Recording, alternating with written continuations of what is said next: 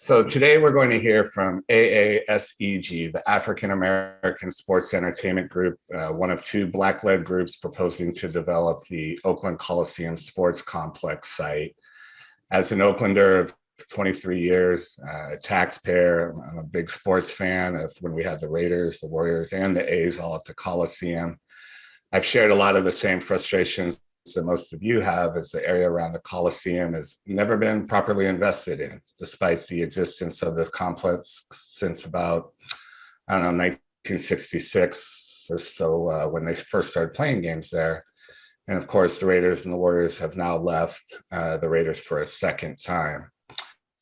I'm an activist. I've navigated Oakland City Hall. I've worked closely with the city council. I've worked with Alameda County's Board of Supervisors. I know what it takes to build community coalitions, to do that outreach. And the AASEG proposal, it recently caught my attention because of the leadership team that's been assembled. And I've seen Oakland's Vice Mayor, Rebecca Kaplan, championing this project very vocally. And so I started to pay attention to this. And at the same time that this proposal began getting media attention, we've got the A's negotiations on their own development. I'll be nice and just say it's been bewildering, a bit confusing in the media, as many stakeholders weigh in. There's been very legitimate concerns. And I think Oaklanders and specifically Oakland sports fans, we've got a lot of distrust. We've been burned before. We've got billionaires asking for public subsidies. And so there's been some very legitimate concerns. And so I want to walk through this one in a little bit more detail and just help my fellow Oaklanders understand what's going on. I do want to make clear my personal interest, solely due to me being an Oaklander. I have no financial, legal, or other interest in AASEG or the A's or any of the competing projects. I do want to be transparent and inform people. One of my Secure Justice Board members is John Jones III, which I only just discovered within the last week as I was researching. He's also part of the leadership group here, but I haven't talked about this project with him before. And so here to share with us AASEG's vision for the Coliseum site and why Oakland and Alameda County should support this project is Mr. Ray Bobbitt. Ray Bobbitt is the founder of AASEG. He serves as the president and sole shareholder of and make sure I'm pronouncing this correct, I'll edit it later. Nikirfa Corporation. Nikirfa Corporation, okay. Facility management and urban consulting company he founded 22 years ago in Oakland. As a community leader, Mr. Bobbitt has served as founder, co-founder, advisory board member of many community boards and committees here. And so I want to say thank you, Ray. Thank you for sharing with us your valuable time and insights. And let's just kind of start off at the 10,000 foot level, because I think partly as this project is just starting to get media attention, most folks don't understand really what your vision is. So if you were chosen, what do you intend to do with this site? And it could be big sort of buckets, retail, parks, housing, what is your vision?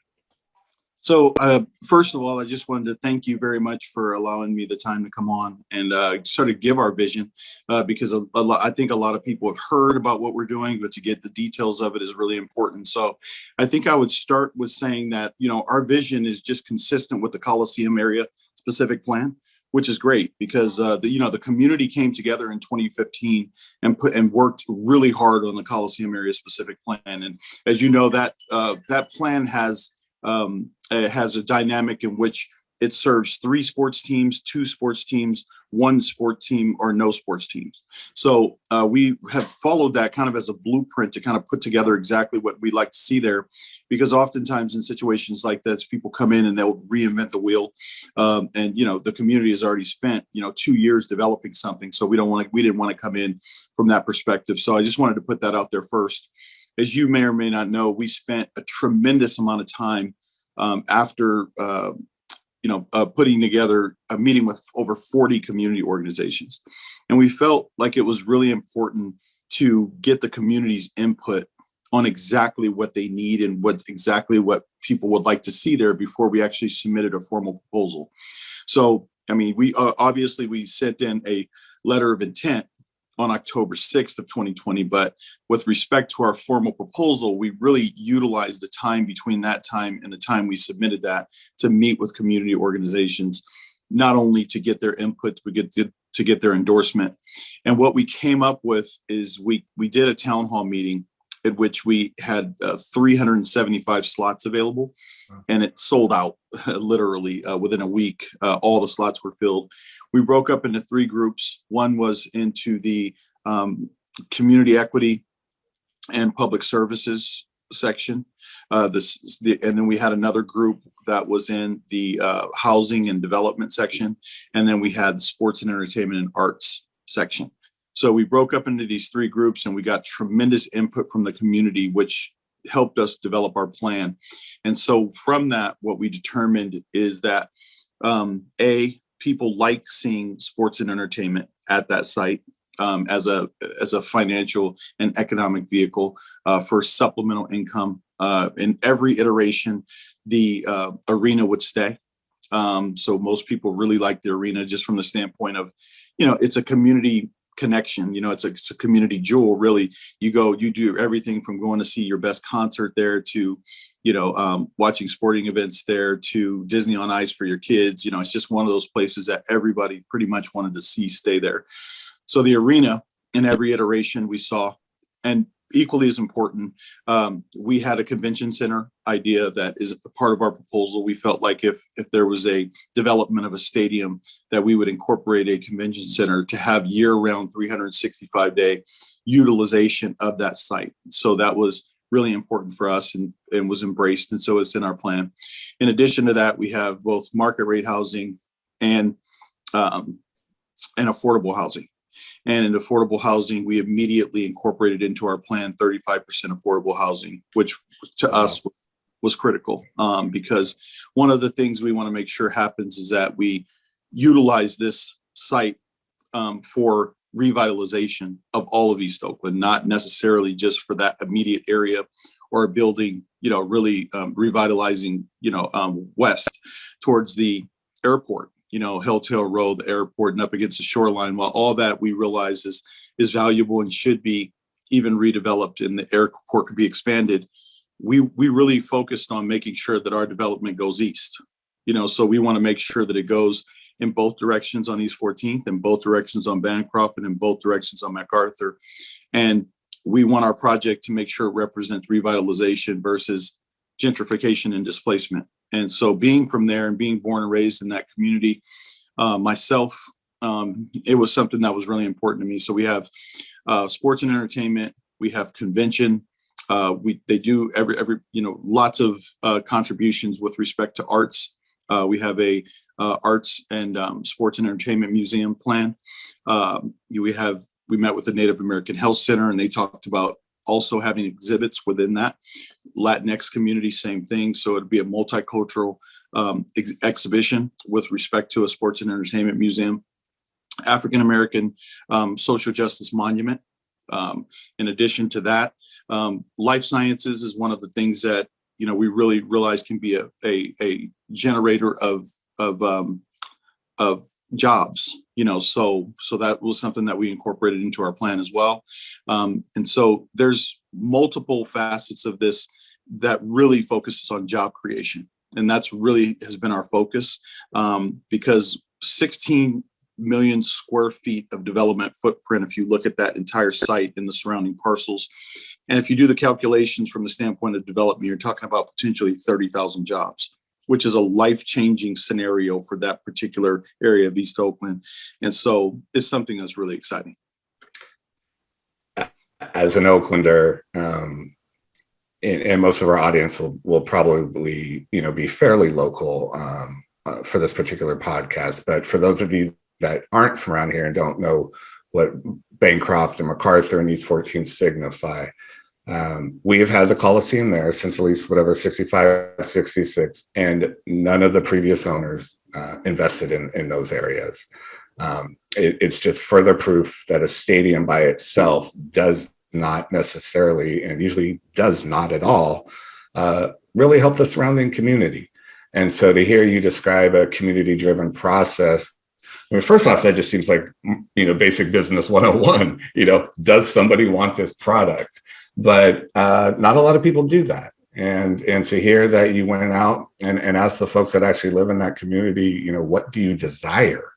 First off, is just smart, but really shows that you are truly thinking about, the community you grew up in. And that definitely makes my activist side happy to hear you say that. Let's talk about this brain trust, this talent trust that you have. I caught the October 28th press conference. You got a, WNBA superstar, Lana Beard. You had Vice Mayor Kaplan. Alicia Garza, was endorsing this project. And it maybe caught me off guard a little bit, but it really seemed, that you were focusing on, I think you guys coined it her story. That, this wasn't just a male-dominated, sports conversation. But so tell us a little bit about your thinking behind that. Sure. So, well, first of all, that was an amazing press event, and it was really focused on the WNBA project specifically. And we have gotten a tremendous amount of support for that. As you probably know, we did go through the process of securing a term sheet with the JPA. And that was voted unanimously on by the city council to allow for their 2 representatives to vote, and also voted unanimously by the board of supervisors. So the JPA voted unanimously to work with the AASEG on securing a term sheet for a WNBA lease or license agreement.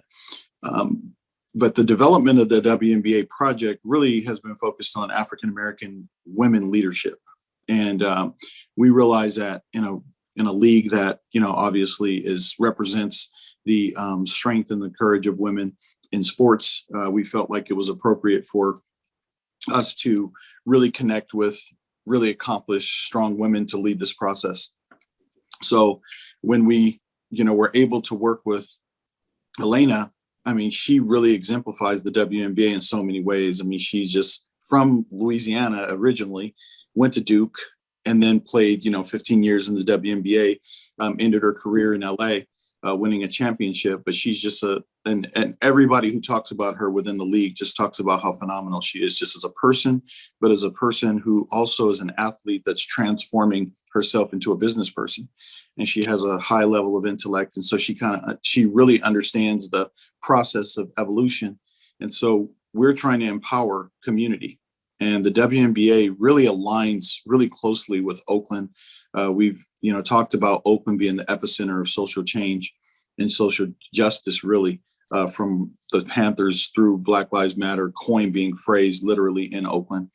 And it was really our honor to have Alicia Garza, one of the co-founders of the Black Lives Matter international movement, be with us at the press event and supporting the WNBA in Oakland and supporting the AASEG's role in bringing Atlanta in and assembling this strong African-American women leadership-led leadership group. And so the WNBA, as you know, during the social justice movement of 2020 was the league that really stepped forward and really, really expressed without apology its support for social justice. So when you think about Oakland and what we represent, we're known for iconic sports franchises. We're known for a lot of different things. We're known for our extreme talent in every area of sports and entertainment and intellect, but we're also really known for activism. Is probably we're most known, and we realize that around the rest of the country that people really know Oakland for our activism and our willingness to step out in front of things and create blueprints for the rest of the country and the world in some instances. So that was awesome to put that together. And this has been about team building. So to have people like Samantha Wise, who's a great community leader, Shonda Scott, and just so many accomplished women on that. Obviously Vice Mayor Kaplan has been a huge proponent of this process. So it's been about leadership, and it's been about putting together these teams of leadership and really moving this process forward. So that's the nucleus of the leadership team for the WNBA project. And then we have the African American Sports and Entertainment Group, and it sort of has 2 different components to it. So you have the component of the collective organizations that are has been put together to be the master developer. And then you have the African American Sports and Entertainment LLC, which is, myself and Brian Dixon and Levant Aboulier and John Jones, and just people who are really from Oakland that are going to be the stewards of any development that happens there. And that was done by design, because what we don't want to have happen is we get into a situation and then our vision of helping this community be revitalized gets diluted. So that's not something we're interested in. We're not interested in the Coliseum becoming, Piedmont. It's not going to work to put 3,000, market rate condominiums with a bunch of parks and people jogging and having easy access to the airport for, people who do sales around the country, and just kind of isolate it off and add 3,000 voters to District 7. So from that standpoint, we're not interested in that. We're absolutely only interested in revitalization. So you have that team, and then you have obviously the other team of the collective groups of the African American Sports and Entertainment Group. And then you have the Robert Bob Group, which is the former city manager of Oakland. You have Suda LLC, which is Alan Dones. His father was one of the first African American developers in Oakland. You have Shonda Scott of 360 Total Concept, who's an expert in compliance with respect to development projects. And you have Bill Duffy, who's one of the most prominent agents in sports, and he's our chief strategist.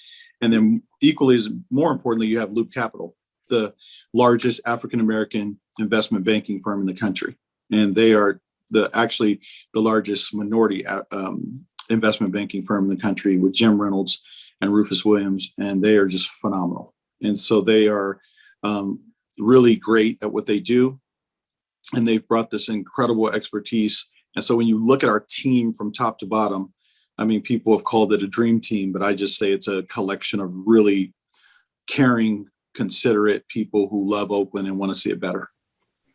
I mean, I got to imagine the WNBA, if they're intelligent at all, sees a perfect fit with Oakland for the very reasons you just outlined. Definitely makes my activist side happy to hear the mindfulness that you folks put into this project with the people you surrounded yourself with. The WNBA has definitely been probably the most active from a social justice perspective. And Oakland has been known for that. When we had, Steph Curry and Steve Kerr were both very vocal. The Raiders were Al Davis was the first to include a lot of diverse folks on his team. They broke a lot of barriers. We are definitely known for that. And let's, since you got on that topic, let's talk a little bit. And it's weird to hear, as an activist to say, it's like, I'm not trying to get too political here, but we're at this political moment in time. We always keep talking about reparations. We keep trying to, we're going to apologize for the mistakes of the past and the horrible things that have occurred in this country. And then we keep looking at the data, and, there's no black faces in the C-suite, the CEOs, the CFOs running things, they're not getting access to capital. Oakland's, we did a race and gender disparity report last year, February 2020, that showed only 6.5% of our contracting business went to Black construction contractors. It was even worse on the professional services side. 2.9% of contracts went to Black-owned entities. We've got John Jones, third generation East Oaklander, Joan Lewis, focusing on Black art and history. Like, aren't we staring at a ripe opportunity to preserve, what's left of Black culture in Oakland? And in no way am I suggesting, you're looking for a handout or anything. You can obviously compete on the merits with the team and the finances that you've assembled, but isn't this something Oakland should be doing if we're going to really, put our money where our mouth is? We keep saying that we're this like very socially just city, but our numbers aren't supporting it right now. And isn't this the opportunity to put our money where our mouth is? I agree. I mean, the truth is that, to my knowledge, in the last 4 years, we have not had a Republican dominated city council. We have not had a Republican mayor. So that means to me that in the last 40 years, the displacement of African Americans and the gentrification of Oakland has happened under the watch of people who profess to be progressive liberals and Democrats, so so that what that means is that the impact of the community is systemic. It's a institutional process that's in place that really affects us and impacts us. And it doesn't really matter who's in charge of it. If it's a systemic problem and it's an issue it's just going to continue to perpetuate itself. And so I think that if the city is serious about really addressing seriously the disparity study, we're a poster child for that. I mean, literally, how better to sort of step forward and say that there's this collection of African-American businesses that have come together with a African-American capital group that would be getting a opportunity to develop half the city's percentage of the Coliseum site, which is potentially one of the largest developments west of the Mississippi from a public land perspective. And what makes it further, if you look at it just from the standpoint of, economic equality, if the other side has been, there's been the disposition agreement between the A's and, John Fisher and that group, then naturally it would be for us to get the other half would be the definition almost of economic equality, so from our standpoint, we're just looking at it and being in a position that we feel it's going to be a test and we're going to be able to see. And interestingly enough, as you go through the process, you start to see some of the reasons why it is the way it is. And so this will be a great testimony for us with respect to how we were treated in this process and what are the experience that we've had. But I think based on, and the reason why we assembled such a qualified team and came to the table with such verifiable capital is we wanted to dispel any concern or any issue that anybody could have about us, and to say, well, this group isn't qualified because of A, so when you look at our team and you say, well, you have Robert Bobb, arguably one of the most effective municipal operators in the country. He takes large jurisdictions and turns them around. And he was the city manager of Oakland. How could he not understand the public-private merger and municipal side of things? Or if you look at, Bill Duffy and his process, and he was part of the Lot Fortress group when they were trying to keep the Raiders here and was the only group really that had a plan that could have kept them here.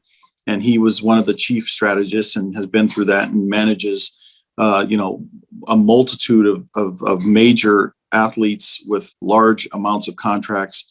And if you look at, Alan Dones, who's developing 2 current transportation projects, both at East Line and West Oakland, right now, as we speak.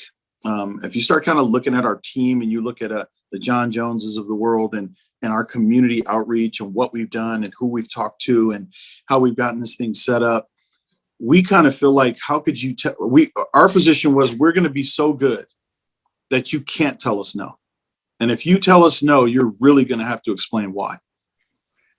I like that approach. Partly because I just know, how systemic the racism is, in those back rooms, white America can create all sorts of friction points, right? We'll throw up stumbling blocks to prevent access to capital, better schools, prime real estate.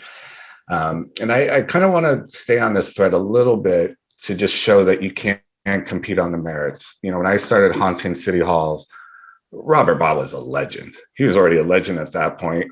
And I think he's even gone beyond where he was when I first interacted with him. If you could share a little bit, like with the Washington Nationals, what he did there to really emphasize he can be a help here. And the Dones family. I used to bounce around a couple construction litigation firms back in the day, and that's a legacy family. They've handled hundreds of millions of dollars worth of infrastructure projects. You've got the talent. And if Robert Bobb doesn't know how to do it, I don't know who does. Right. Yeah, I mean, Robert I mean, some people say that if Robert would have won the argument between Jerry Brown when he was here, he wanted to obviously bring the A's downtown where the Sears building is and revitalize West Oakland.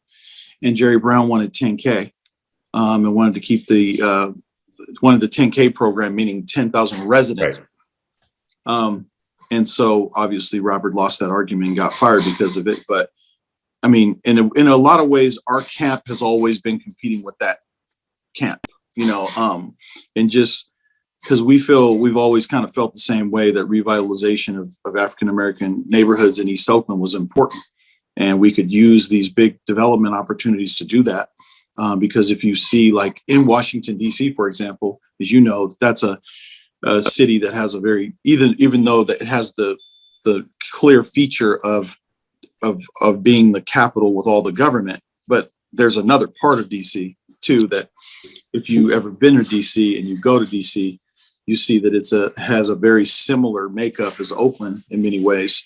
And there's, a lot of changes that have happened there. But the interesting thing about the gentrification versus revitalization argument is the Washington National Stadium is in a area where you probably didn't have a lot of investment before. And Robert was very instrumental in sort of executing that, bringing the Montreal Expos and making them and helping them become the Washington Nationals. But his role was really the stadium development side and location of stadium and redevelopment. And so that's kind of where, if you look at it, and he played a role at that time as the city administrator to bring that ballpark, much of what he had planned in Oakland, to DC. And now you go there and you see in the stadium, I mean, it's revitalized the whole area, but it didn't displace all the people, so the people are actually benefiting from the growth and development. So all of a sudden, people who, live in that community, their property values are up, which means their property taxes of the new people moving in have increased, and property taxes in that area contribute directly to school budgets. So it just is, so yeah, I mean, you got a guy like that on your team and he's arguing for you and negotiating for you. It's almost like everybody on the other side used to work for the guy, right. So it's just like, so if you just look at our team, I was very deliberate with respect to every argument we thought we could have had against our team. And just like, for example, we have Loop Capital. They're the best in infrastructure financing, and they understand infrastructure better than anybody. And Jim Reynolds and Magic Johnson have an infrastructure company. And anybody that knows about this project knows that the first tranche of capital for developing here is going to be infrastructure. It's going to be about sea level rise. It's going to be about what's underneath, the site, right? Because we know about the Coliseum specific plan.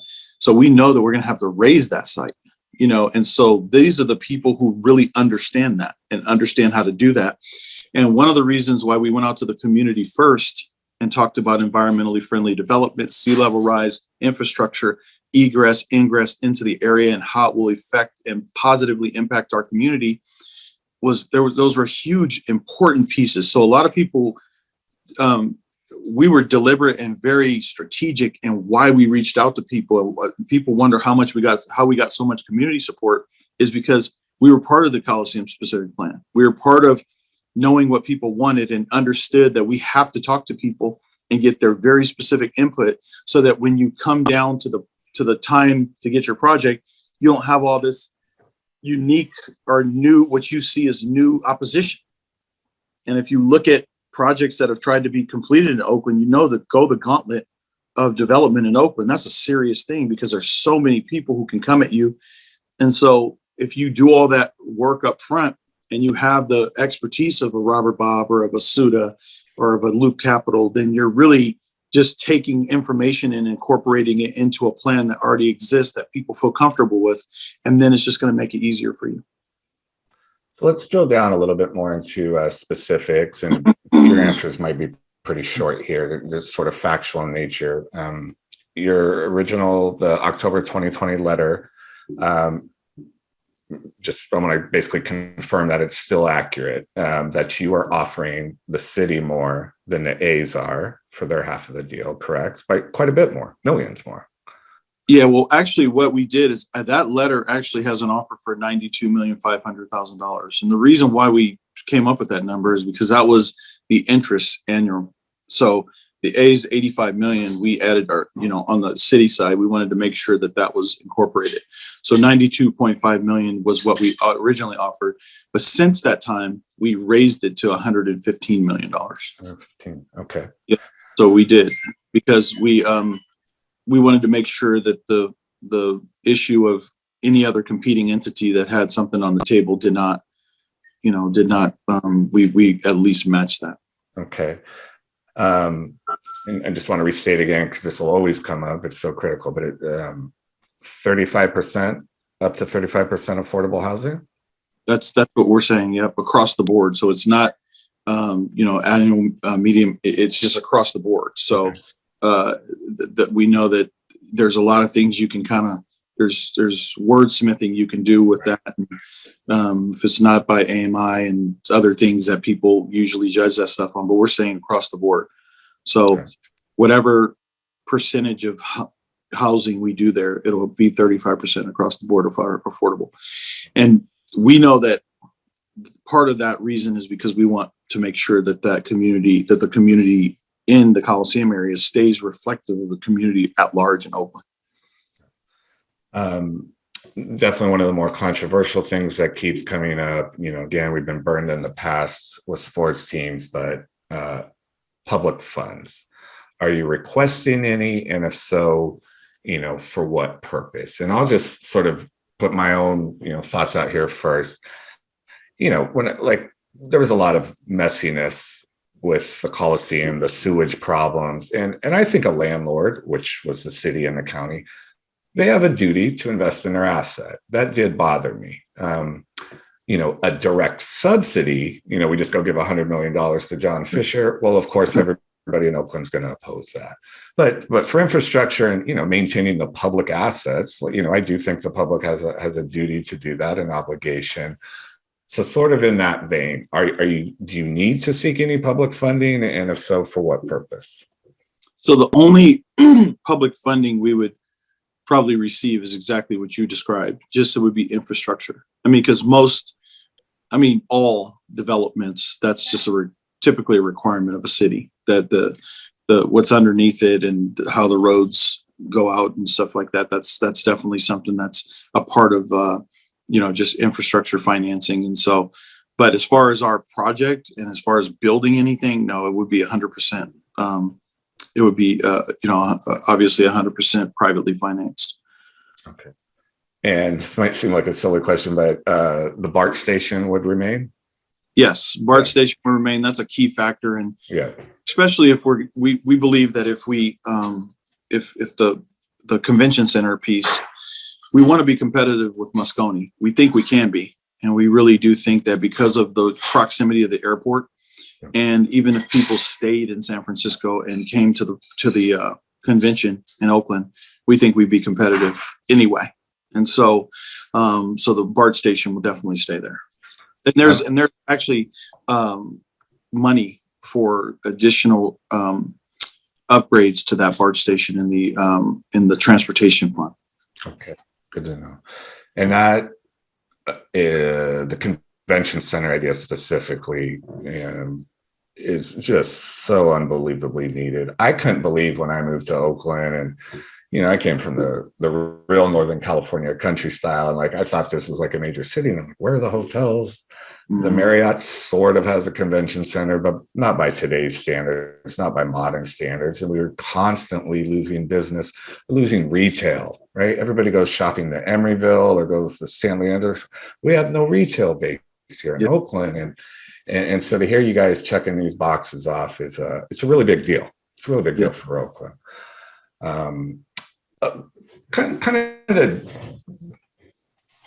To focus on maybe specific demographics. This is something we were talking about. I was talking about a couple of people earlier. There's not a lot for teenagers to do around, right? You're not old enough to go to a bar. You don't want to hang out with your parents. A young 20-year-old maybe wants to go on a date. You guys are talking about creating this destination. What are you going to have for that age range? So one of the things that is really exciting is the Oakland Live concept. So if you've ever been to the state, like LA Live, LA Live, yeah.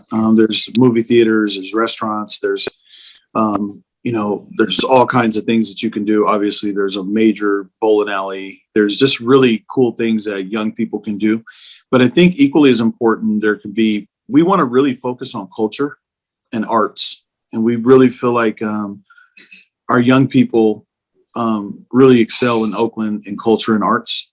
And we really are trying to design our engagement with young people around culture and arts to make sure that when we know that when our kids are working together and they're working on things and they're enhancing themselves and they're visiting places that they can be proud of, that they can make contributions to as well, that's going to be something that's going to be very helpful and exciting for them. And so there's two things that we're planning. We really have in one of our designs a social justice art museum, but it really focuses on all these different components of arts and culture, amphitheater, studios where young people can make music. We have interaction. We have a youth center that we have that has an education component to it, arts and culture component to it as well, with respect to creating art of all kinds. So we feel like that side of things. We know that young people in Oakland love music. We know that that's something that has been a huge part of our DNA in Oakland is music. And so working with guys like Dwayne Wiggins that I grew up with, that are willing to come and be a part of helping me design things, and then the sports part of it. We have youth sports planned into our design.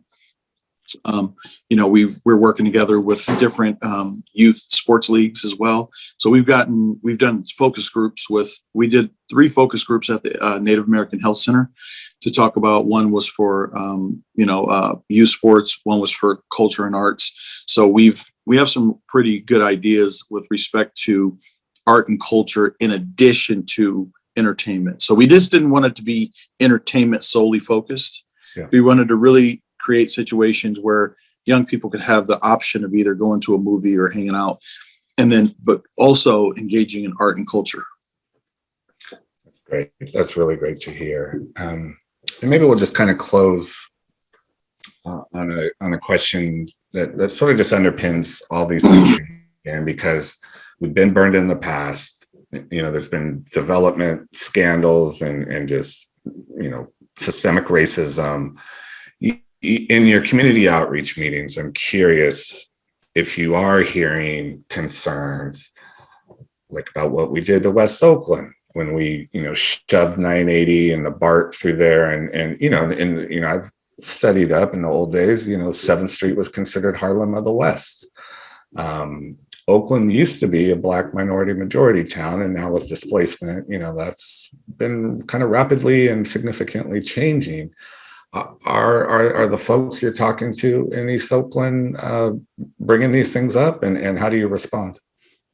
They are bringing them up, and I think that the first way we want to respond is that we want to make sure that any development has a component that's going to make a contribution back to a community fund that is going to be managed by community. And so what I mean by that specifically is, and we want to use it as a true community equity fund. So let's just say we have a certain percentage of the development that goes back annually, and it's through the life of the development to a fund. And that fund is a community fund that's managed by, the community organizations that are already doing the work there in the community. So we've had this conversation. And so one of the things we talked about is how can we take equity from this project and put it back directly into the community? And so we talked about ideas, and we have in our proposals things like within this fund, you could qualify if you were a person that lived in the community, you had good credit, you had good income, but you just couldn't afford a down payment for a home. Well, this fund could give you a grant for a down payment to buy a home right in the community. If you had kids and you couldn't afford to send them to college, well, this grant fund could grant you college education directly to you. These are ideas that we feel are very, very critical, and they'll get built out later more. But these were some of the ideas that we talked about ways to give money directly back to the people in the community. So that was the first thing. The second thing was, my grandparents were here before the Coliseum got built. And so one of the things they did is the Brookfield area, there was a lot of displacement there to make way for the Coliseum development. So we have to be super conscious of egress and ingress. And that's why it's really important to have the community input and to have this project be vetted by the community. And so that was important. But the thing that I think people felt the most comfortable with in our community is who was doing it. They started looking at me and John Jones and Levon and Brian and all the people who were involved in our project, and Sam Wise and Jonathan Jones and just everybody who is a part of this. And what we did is we designed the African American Sports and Entertainment Group LLC as really a community-based entity. And so our goal, our responsibility to the entire project is going to be really to be the stewards of this project and to make sure, like I said in the beginning, that once the capital starts coming in, the vision of the community and the responsibility we have to it doesn't get diluted. And so we want to make sure that I think that as we went through these meetings and we got these questions, I think we just kind of felt like people felt good about who we were. It's like me, if I don't do what I say I'm going to do, I don't go to Thanksgiving dinner no more. You know what I mean? Like it's like that, right? Like, like I can't be over here saying that we're going to be, doing something to revitalize this community as a whole. And then when everything starts to transition and things change, this is going to be a 10-year development process, so somebody has to hold the process accountable. And so when you have people who are from the community and they're rooted in the community, you just can't, there's nowhere to turn. So it's not like we're throwing the keys to somebody. Right. So like I said, I'll be banned from multiple family functions, because my family, we occupy multiple homes between 78th and 82nd Avenue, so including, my aunt Sarah, So I want to go, like I'm not, not me. You won't have anywhere to hide. Right. So when you got people from the community doing it, it's different. Yeah. So let's just close next steps procedural. You're trying to negotiate with the city. Are there any dates on calendar, or it's like going to happen in the winter and the spring? So we have a upcoming meeting this Thursday, November 4th. It's a closed session where we believe that the final presentation of the Coliseum's proposals that they have is going to be presented in closed session to the city council. And as most people know, we have a resolution that's already on the calendar to be voted on November 16th. Yeah. It's a resolution that was brought forth by Vice Mayor Kaplan, and it was co-sponsored by Councilmember Gaio. And so, and it essentially has our group as a prioritized development, and is encouraging the selection of our group to develop the cities, or to purchase and or there's different language. It says purchase or lease or partner with the city on this is 50% interest. And, we're really hopeful that happens, because we've been in this for a really long time. And I think people don't realize how long we've been doing this. We watched the entire Surplus Lands Act occur. Like, we watched it. We knew that it started in December of 2019, and we watched it go all the way through June of 2020 when EBHO had their final extension expire. And once it went to a PSA, we watched really closely. We started in July sending out inquiries to the city staff on the site. And when the A's did not pursue the city's portion on October 5th, when they finalized the disposition agreement with the county, we sent our letter to the city on October 6th, literally. Very nice day. So Yeah. it was the very next day. So we've been very respectful of the process. We wanted to like really make sure we did everything right. And then on October 29th, 2020, the city council put it on the agenda in closed session to negotiate with us. And that was, so we've been negotiating with city staff since October 29th, 2020. A lot of people don't know that too. And so at that time, the only groups that were being negotiated with were the Trip Development Group, Renaissance Development Group, which was Floyd Kephart, and the Oakland A's, which was it was verbal. They hadn't even submitted a formal letter of intent for the city side. They had decided to just move forward with the county side. So we were the only groups being, negotiated with. So we've spent the last year in the community, doing proposals, building our WNBA component, building out our proposal to the point where it had major community input. And so we felt really good about that. We felt really good about that. So most people don't realize that how long we've been at it. And so they kind of see that newer people have kind of come to the table, because remember, during the Surplus Lands Act, only one group came forward and wanted the site.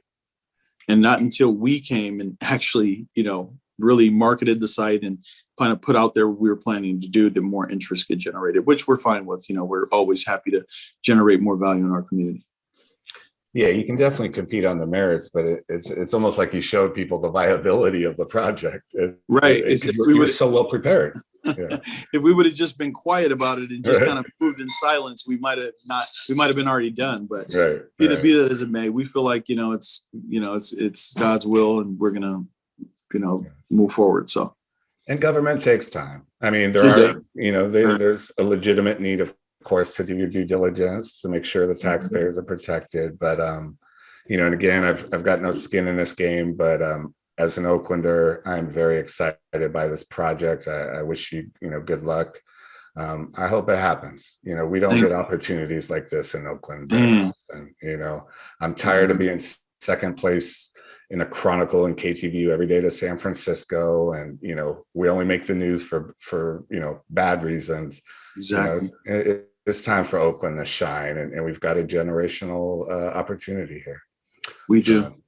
And I just want to thank you for all the work that you do. I know that you do a lot, and your reputation is, precedes itself. And I'm honored to be here talking to you, and I'm grateful that I could, you considered having me to give me a chance to just kind of explain what we're doing in more detail. Yeah, no, it's great. I appreciate that, your willingness to, and I know other people are curious about this project. We hear little snippets in the media, but we don't really get an in-depth conversation. And so this has been very valuable. I really appreciate that. Thank you very much. And we're available for questions anytime. And, we've been very transparent with our situation, and, maybe too transparent. The fact, like you said, if we would have just been silent about this, we might have been already done. But the truth is the community wants transparency. They want to know. And when you do that, you don't have to go back, and you don't have to undo things. It's just better to just deal with whatever concerns there are up front, any issues there are up front, so we can just kind of move forward. So. No, that's great to hear. Yeah. Okay. So thank you, Ray Bobbitt, AASEG, for this conversation, and we'll keep folks updated maybe with what happens on November 16th. Thank you so much. We appreciate it. Okay. Honored to be here.